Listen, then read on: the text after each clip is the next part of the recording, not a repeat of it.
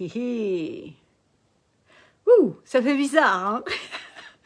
Alors ça, c'est quoi? Bah, c'est quand l'entreprise grandit, se développe.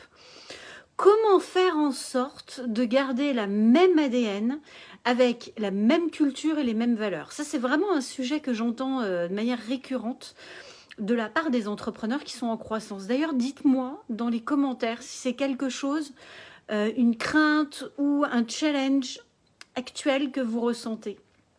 Souvent, ce que j'entends quand j'accompagne les entrepreneurs et que nous posons la vision, que ce soit avec le cercle rapproché, avec le dirigeant ou aussi avec les collaborateurs, une crainte qui ressort, c'est oui, mais est-ce qu'on va garder cette ambiance familiale? Est-ce qu'on va pas perdre cette culture initiale qui fait que finalement, on n'a pas trop envie de se développer, on n'a pas trop envie de grandir parce qu'on a peur de perdre cet ADN que nous avons aujourd'hui et qui fait que on est bien, on a cette ambiance familiale.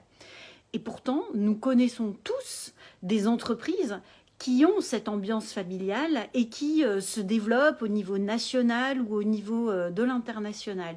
Qu'est-ce qui fait la différence entre ces toutes petites entreprises qui travaillent de manière artisanale et familiale et ces grandes entreprises qui ont des pôles, des annexes, des filiales à différents endroits de France et qui pourtant permettent de ressentir cette harmonie, cette même façon de voir, cette même façon de répondre, cette même culture d'entreprise.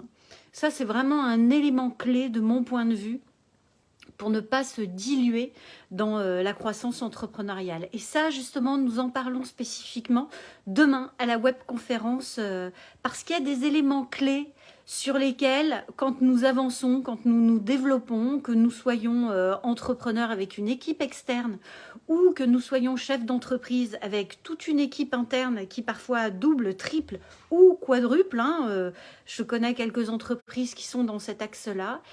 Qu'est-ce qu'il faut mettre en place de spécifique dès le début, de manière récurrente, de manière régulière, pour s'assurer que cet ADN ne se dilue pas, mais justement qu'il est encore plus fort et plus solide?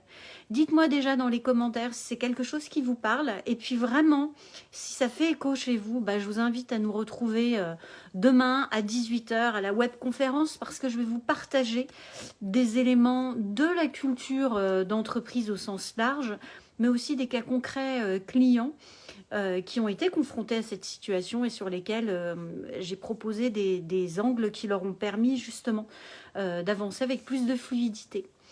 Donc au plaisir de vous lire dans les commentaires et de vous retrouver avec beaucoup de joie demain. Inscrivez-vous, c'est gratuit, c'est vraiment l'opportunité de prendre du temps sur votre entreprise pour sortir la tête de l'opérationnel et voilà, clarifier des éléments de votre map business. À très vite!